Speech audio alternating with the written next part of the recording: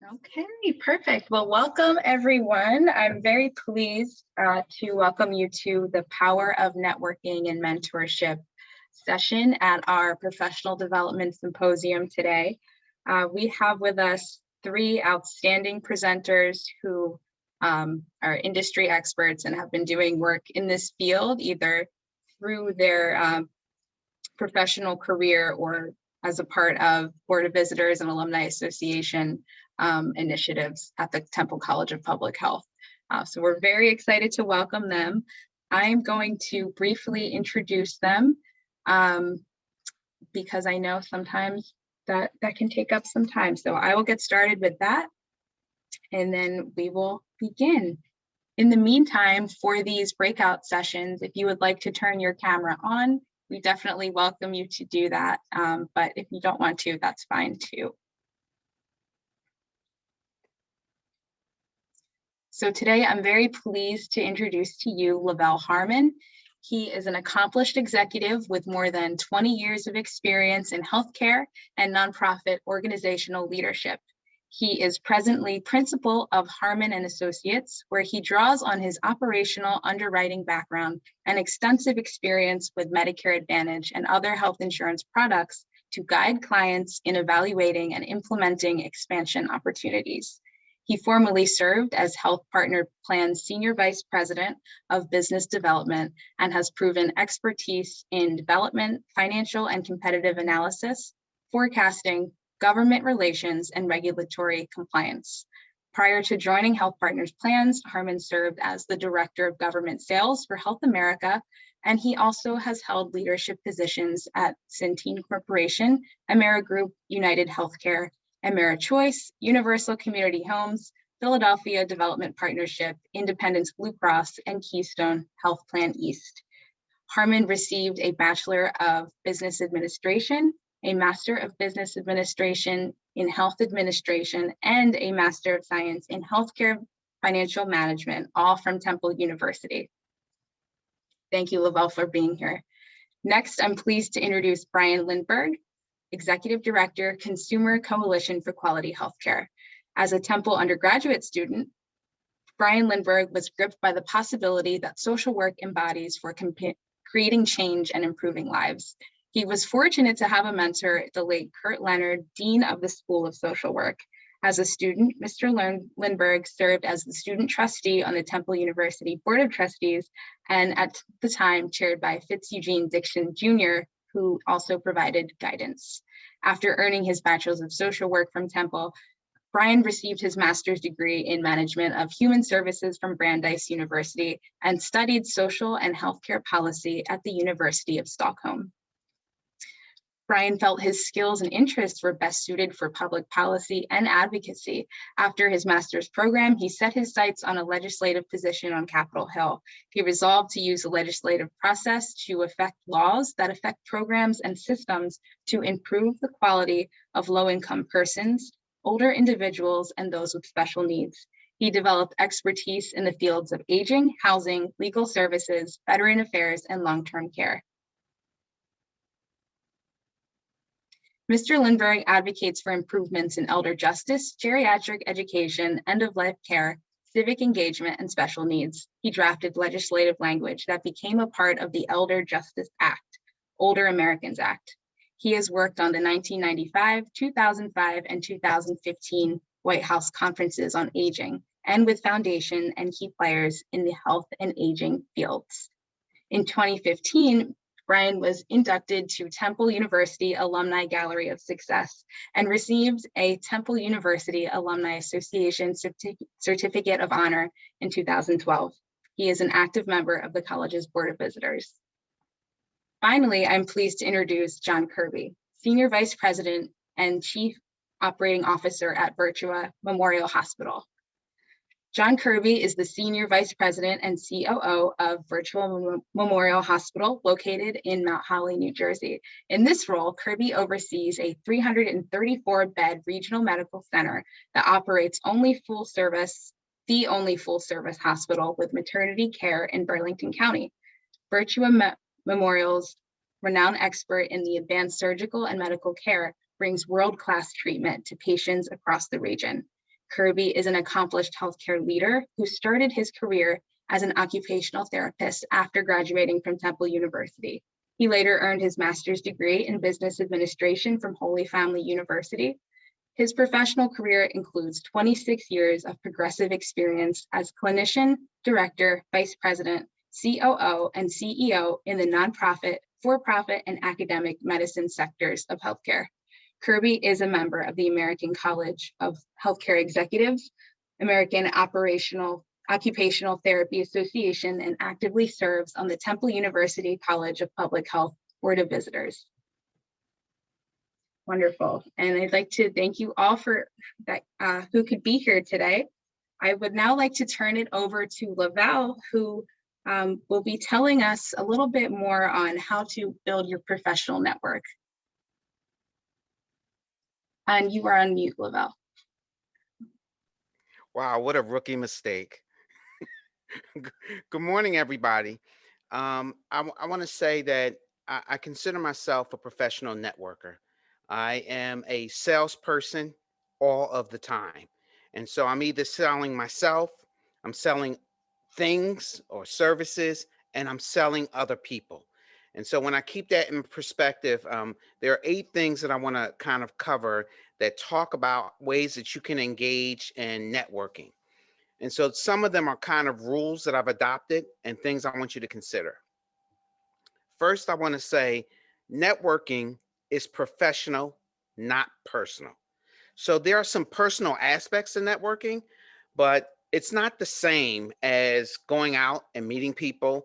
And I always like to use LinkedIn and Facebook, although people do business on Facebook, but they're 2 different platforms, if you will. And so as you network, remember you are taking a professional approach to getting to know people and connecting with people. So, one other thing, this is the next thing, networking is not always quid pro quo. That means that every time you help somebody, that doesn't mean that you're looking to be helped in exchange. However, I do want to caution you to be aware of what I call the economy of networking. So, every time you're helping somebody, you're making a deposit. Every time they're helping you, you're making a withdrawal. And so be careful about the networking, the people in your network who are one way. One of the things about my network, I have a very large network. I am always available to help people in my network. And I expect the people in my network to do their best to be available to help the other people in my network.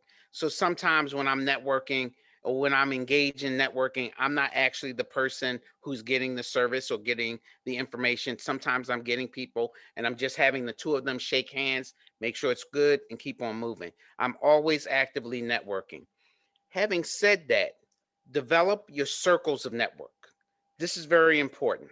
When I was in grad school, in grad school, there are a ton of group projects. And I was in the health administration program, and it was a lockstep program. But after a while, you got to know those people who you wanted to be on projects with. And so you still worked with other students, but you knew your go-to people.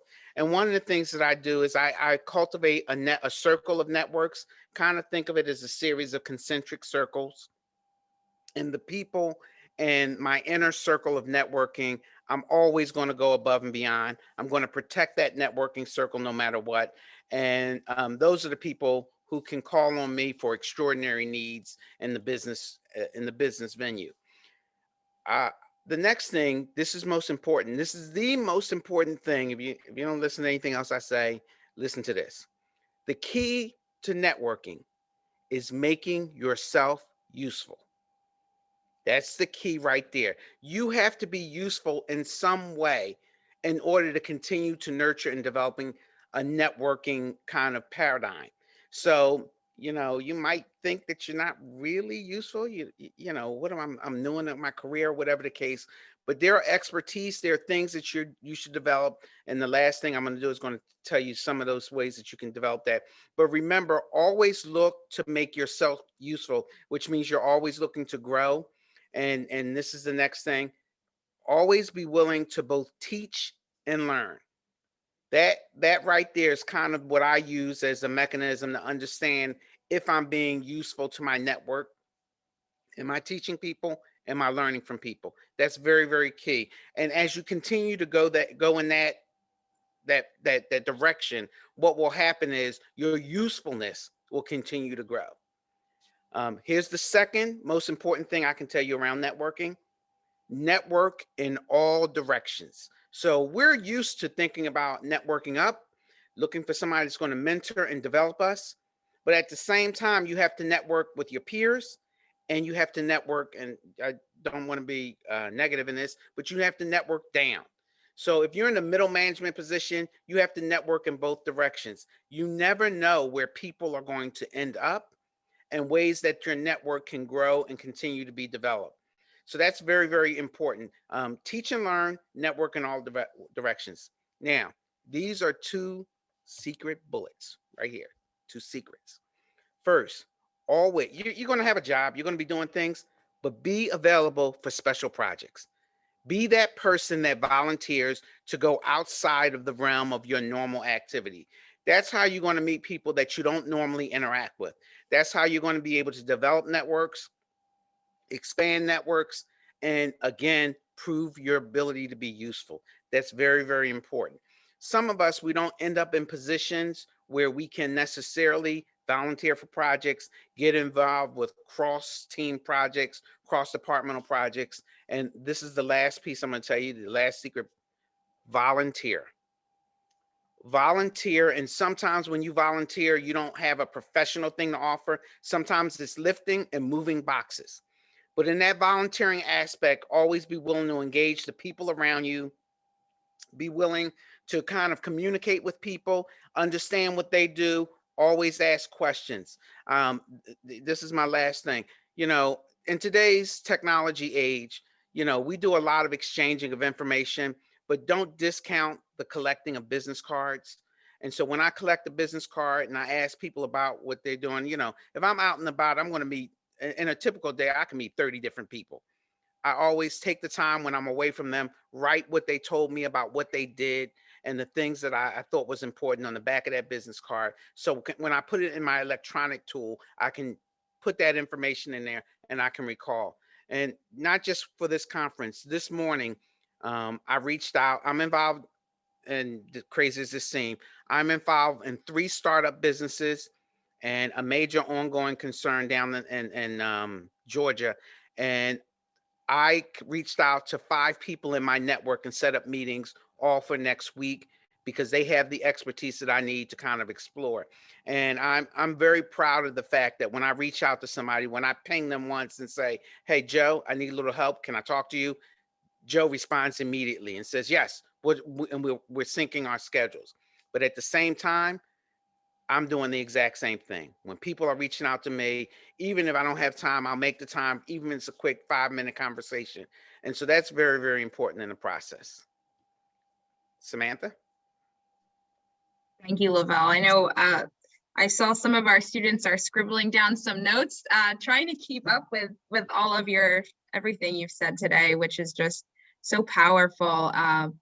A lot of which, we learn things as we're pursuing education and even in our professional field, but you're really speaking to very important skills that I don't think are very obvious. So I really want to thank you for sharing your insight with our students. So now that we're talking a little bit more about how to build your professional network, a part of the building your professional network might involve seeking mentorship. And now I'd like to turn it over to Brian Lindbergh, who will talk a little bit more about identifying and approaching a mentor. Thank you. Good morning, everybody. It's a pleasure and honor to be a part of this symposium. I want to thank Dean Simonoff and Natasha, but particularly Samantha for all the work and leadership she's been doing on this program and for the mentoring program, which I've been very involved with a couple of my colleagues. I see Marvin Nichols is on in the session here today too, who has been really a leader in this area. My job today is to provide some ideas for you on what a mentor could be, how to identify and approach a potential mentor, and say a bit about, at the end, our mentor program going forward at Temple. So let me start by saying that it's really up to you and your mentor to define mentorship and get the most out of this relationship. I'm thinking of it more as an art form more than a science. And this art will hopefully evolve and mature during the process of mentorship. Both the mentor and the mentee have important contributions to the process, and I'll mention some of those. Excuse me. To mentor effectively, mentors need to gain an understanding of their mentees' needs and develop appropriate strategies to nurture their career or whatever part of aspect of their work that you're seeking advice on, as well as their personal development. Mentees, on the other hand, need to be open about their needs and participate fully. This is not a, oh geez, I've got a call with my mentor today. It's a process you go through. You need to think about what you really want from that relationship. Mentors may be considered role models and work to help mentees achieve their goals in becoming an effective public health, healthcare, or social justice professional. So these folks, at least in my experience, have been critical in my career development and moving forward, and also in helping me understand my strengths and weaknesses. Mentorship roles vary in what they can provide to students. This can include teaching, coaching, general support, providing a place to go that you trust. Candid dialogue can be very helpful. Connections, obviously, that lead to career development. It's where you can go for some open-mindedness and some real honest discussions, and also help you feel empowered. It can be a role, the mentor can provide advice on education or potential internship options that are available in their specialty or their issue areas. In addition, mentors help mentees flourish in the challenging environment of academics and the work environments by offering insights from their own experiences.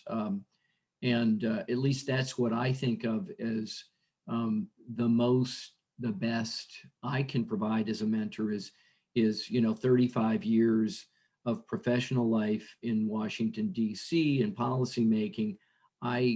As I talk to a mentee, a colleague, I can share with them those insights that I've accumulated over that time. I think this can help provide confidence to you, if you're a mentee, that others have gone through a similar process in their careers. We've faced similar challenges. We may have some ideas of, if there's a fork in the road, if we took the right way or the wrong way, we might be able to share that with you. Mentors can also often provide emotional and moral support as they work with their mentees to build their personal and professional abilities. So as one considers which mentor may be right for you, there are some basic questions you may want to think about. Do I look up to this person? And is there something he or she has to offer me? A particular experience that you see on their resume, a certain knowledge base? Do they have connections in an area that you're thinking about pursuing? Am I able to work well with this person? Do our initial interactions seem comfortable? Are our fields closely enough aligned?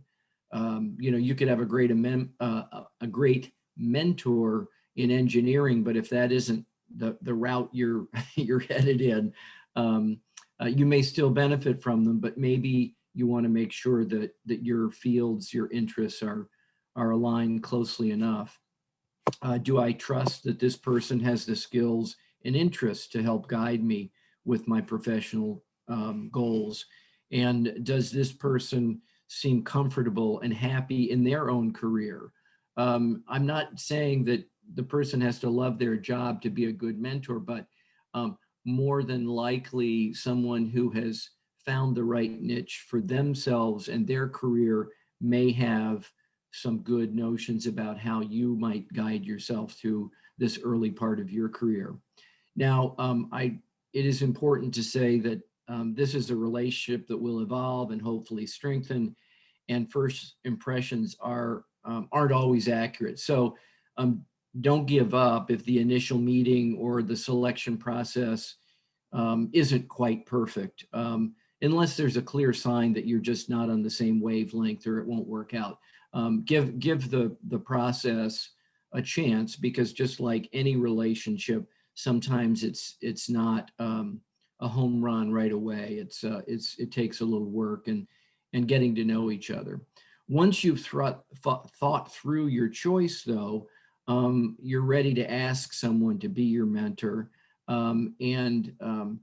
Here's how to do it through email or a message on LinkedIn or OwlNet, which I'll mention a little bit.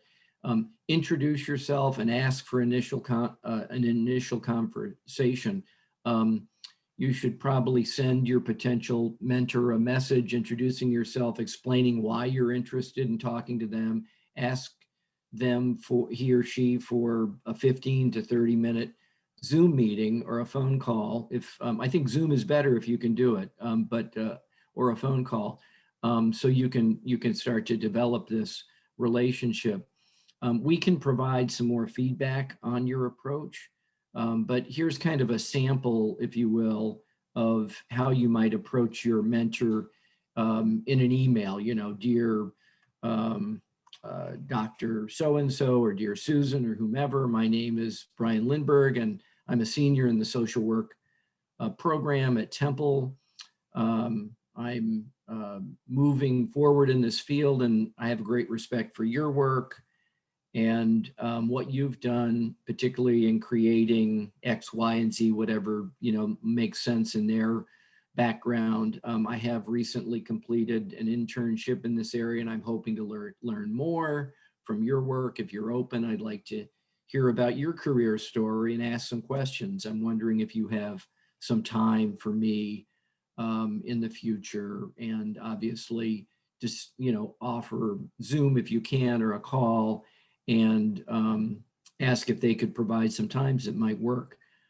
Here are the key areas I think you need to consider. Clearly describe the guidance you're seeking, what we call down here in Washington, what's the ask? You go into a meeting with someone on the Hill and then you say, and here's what we want you to do, introduce this bill, or sign this letter, or write to the president about this, whatever it happens to be. This is where that preliminary brainstorming on your part will help to articulate just what you have in mind. So you got to think about this. What is it they're going to give you? Describe what advice and guidance you're seeking, and for what purpose. Are you ready for the work world? Are you thinking about graduate school and are not sure what area of study or focus? What is it that they could help you think through? Are you interested in learning about their particular job? That could be a way to start and focus on too. Think about exactly what you would like to learn and articulate upfront, and then write down your questions so you're ready. Confirm your willingness, I think, is important to do the necessary work and follow through. So you got to make it clear to the mentor that you're ready to commit some time, energy, and effort, that you're actually going to use his or her counsel in a productive way. Acknowledge, I think, that their time is valuable. Most of these people, if you want them as a mentor, they're going to be highly successful in their careers and going to be very busy. So you want to make sure that you're acknowledging the reality that you want to fit into their schedule as best you can. Once you've identified a mentor, you'll want to work together to establish a relationship. As I said before, hopefully this will be mutually beneficial, and the relationship will grow. It's important to communicate clearly from the very beginning about roles and responsibilities. the timing that you're going to make yourself available. And obviously you need to be flexible. People have other lives and things can change and such, but you do want to commit to the full range of the mentorship. You know, there will be Temple's program. We have several specific meetings that have to take place. There's some broad meetings where people are introduced, and then there's your individual meetings with the mentor. So all of that, you want to get commitment. These relationships move and develop in their own pace too. So you may end up adding meetings or changing your dialogue a little during the process. That's fine. But you work with the mentor to achieve reciprocal outcomes such as personal growth and interconnectedness and all the things that you outlined at the beginning. If the relationship works out to be an effective match, then this can end up being a long-lasting relationship, potentially beyond what you'd consider mentorship. You may become colleagues, you may become friends, but that's always a potential. Now, if you're looking for a Temple alum mentor, we have something called the OWL Network that can help. OWL Network is an online platform where Temple University alumni community can easily connect with one another and current students, whether you need advice, knowledge about a job, et cetera. This is a great place to go. And we suggest that you join the OWL Network. And there is a place, basically, you go to owlnetwork.temple.edu and you will find it. And Samantha will help you find it if you have trouble finding it. Well, I hope this gives you a flavor for what mentoring and the process can be about and some ideas about it. We're pleased to note that in the fall of 2021, that's this year, the College of Public Health will be fully launching the Alumni Student Mentoring Program. Juniors, seniors, and recent alums will have the chance to connect with alumni and friends of Temple to support their professional development through this very structured program. Samantha has spent, I would say, hundreds of hours, maybe thousands, I can't tell, to put this together. It's a fabulous opportunity. So please look out for more information later in the year on how to access this. And thank you again for joining us today. And thank you, Temple, for including me in the program. Thank you, Brian. And this has just been such a helpful session so far, and we're so thrilled to have everyone as a part of this. I did want to just say a quick thank you to Brian, as well as Marvin Nichols, who I see is on here today. And I don't think our third member of the Professional Development Committee is here, Jasmine Edwards. They've been instrumental in informing this really helpful mentoring program for students and alumni that we're piloting now, and we'll be excited to be in touch with you later this year with details on how you can join the full program. I see Marvin is on campus today. Very nice. It's springtime. Springtime at Temple.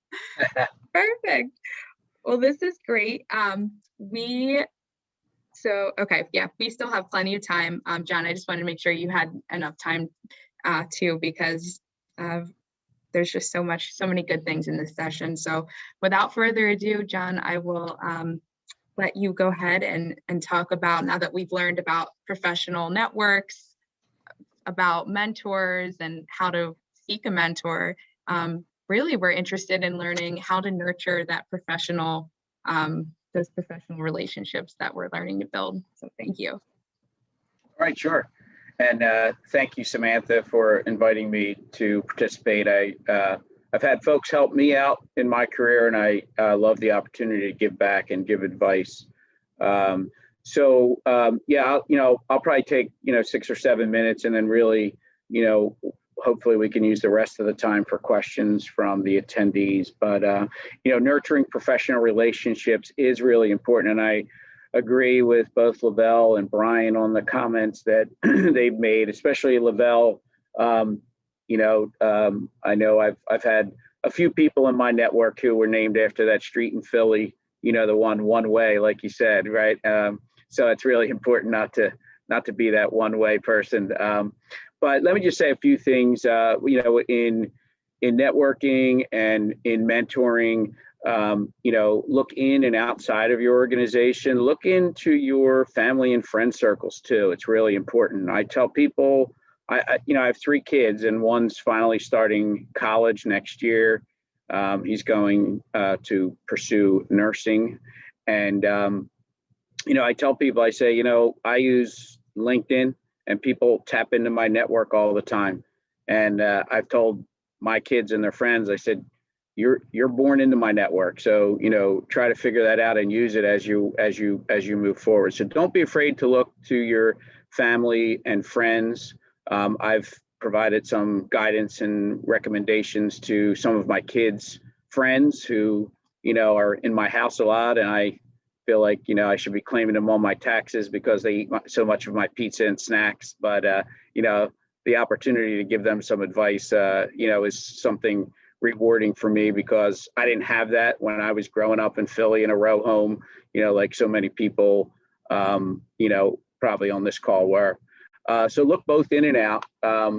Organizations, let me just say, organizations are small communities, it's like that small town, who's dating who doesn't like who, right? Just be aware of that.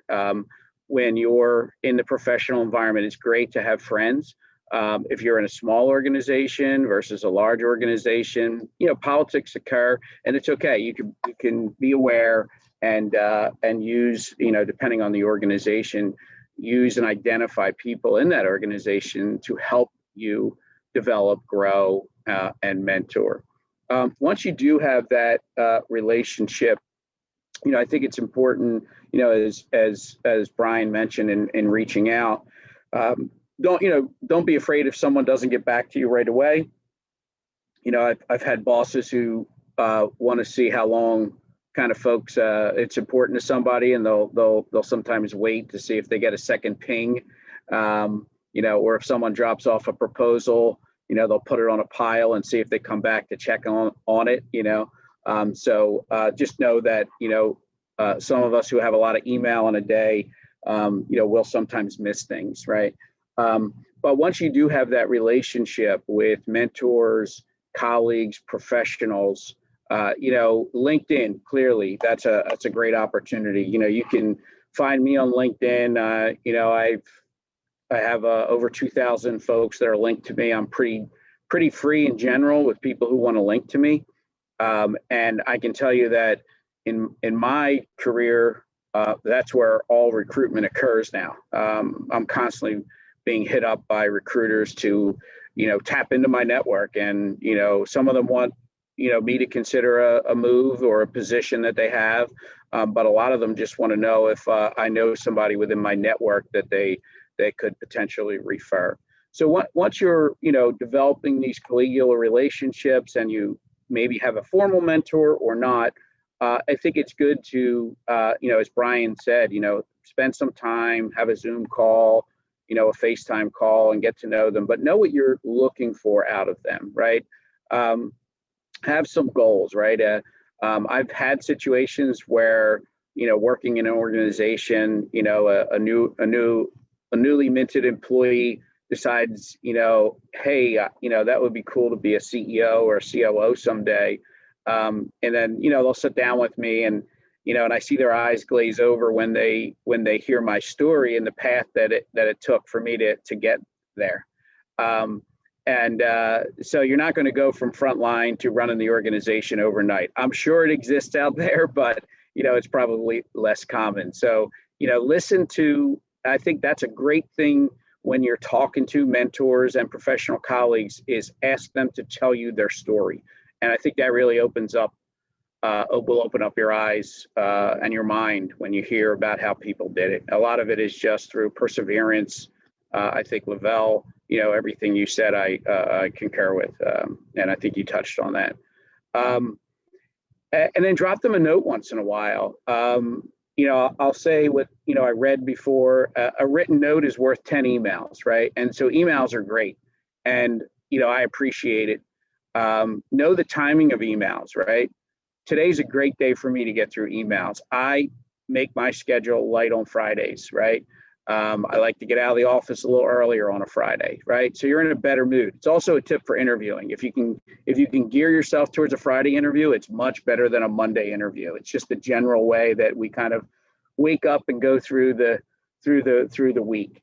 But Fridays are a good day to drop a call, send an email. But remember the value of a letter once in a while. And I was told when I met with people and asked them for advice, hey, drop me a note once in a while to let me know how you're doing. And so I'm passing, a tip along that others passed to me, and I did that. It takes work, and so you're going to have to make sure you schedule some time to do it. To say, hey, today I'm going to network with somebody today. That's my goal. Or this week I'm going to send 2 emails, so keep it simple. And I think you'll do good. As far as, and I've heard Lavelle talk about this, and I agree, when you're in an organization and you're scoping out the organization, and, you're an entry level and you maybe want to get to a supervisor, director, manager, get to know who those folks are above, volunteer, for committees, be a great employee to your boss, right?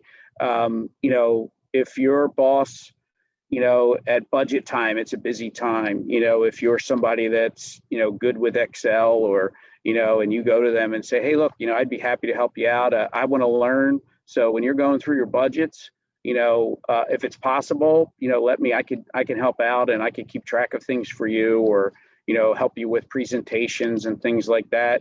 I'm sure they would really benefit it. And then it gives you the opportunity to kind of highlight, your style, yourself, your personality, and what your abilities are. Small steps, I think, are important.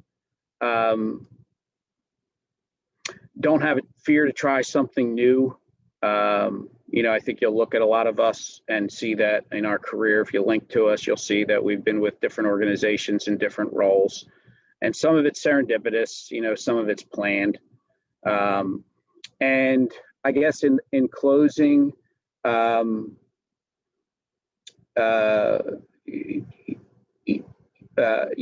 think doing your, I guess I'll just reinforce doing your research. I'm going to share one thing in closing, and it's a real story. And it's, I'm actually recently asked to oversee another hospital. So I'm running 2 hospitals now in Burlington County. And, there's a gentleman that works in one of the departments, and he seemed like a nice guy. And we have a safety huddle every day where I pull my directors together and just kind of get a quick 30-second report out from everybody to see how things are going in the hospital yesterday and today. And, it's a way for me to kind of keep a pulse on safety and operations.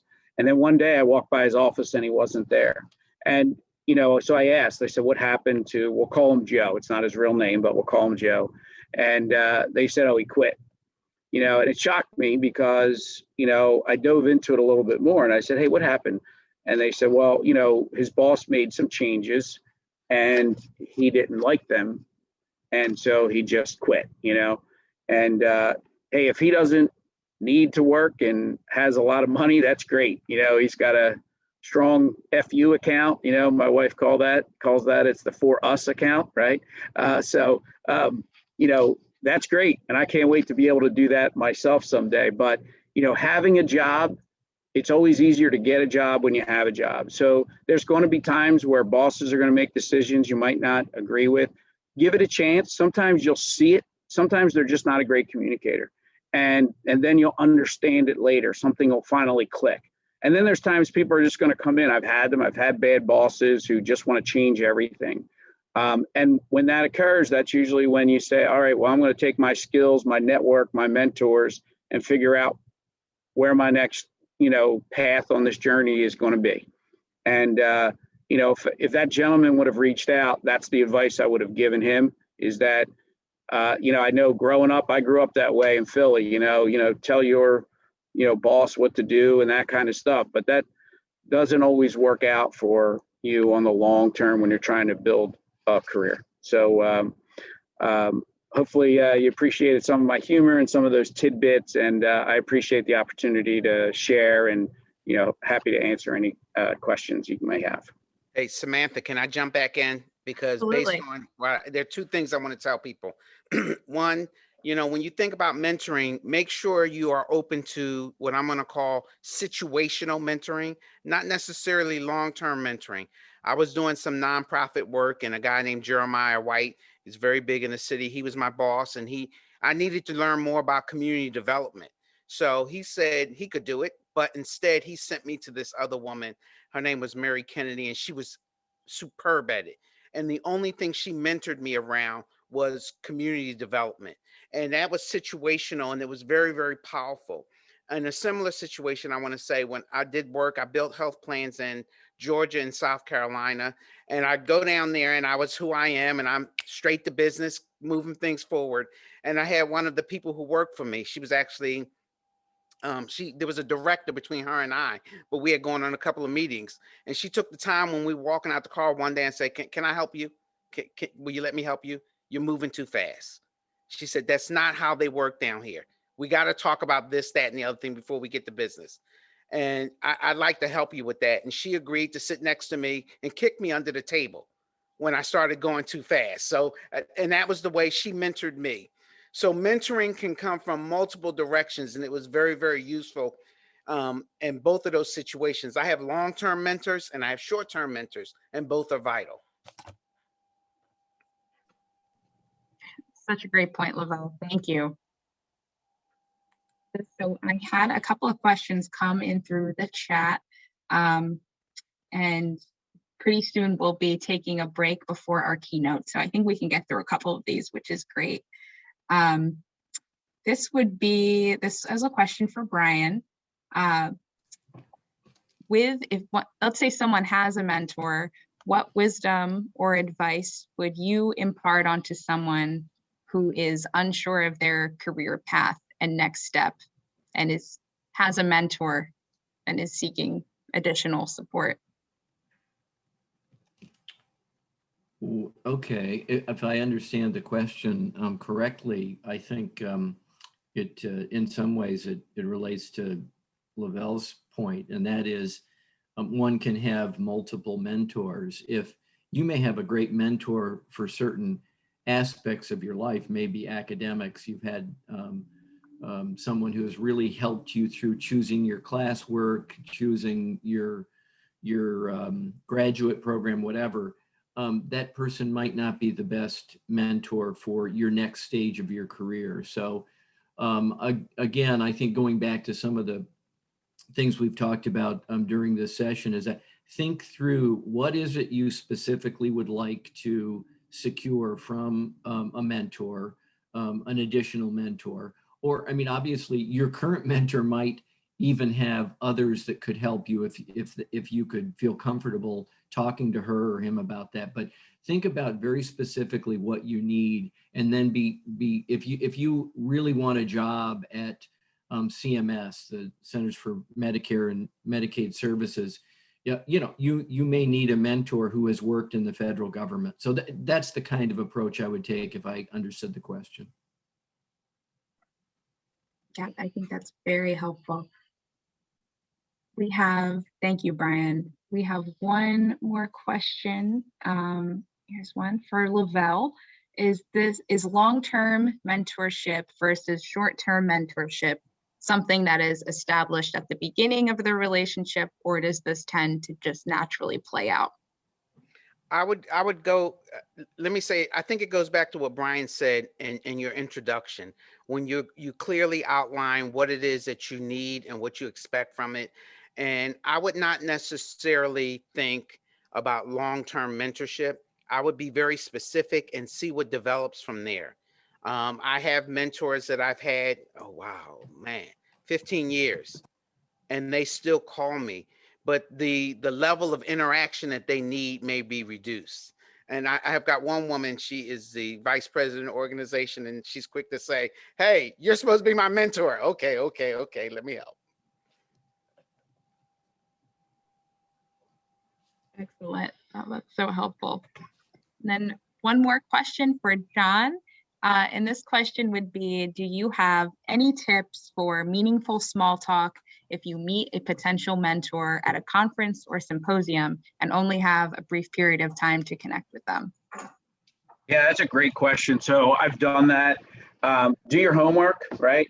Hopefully when you know, when I used to when I used to network a lot and I was going to a industry event, the American College of Healthcare Executives is one of those. So if you want to kind of get into know with the insurance folks and the hospital folks in the Philly market, you know, they have a great meeting downtown once a year that's pretty much open to, you know, I think members or non-members.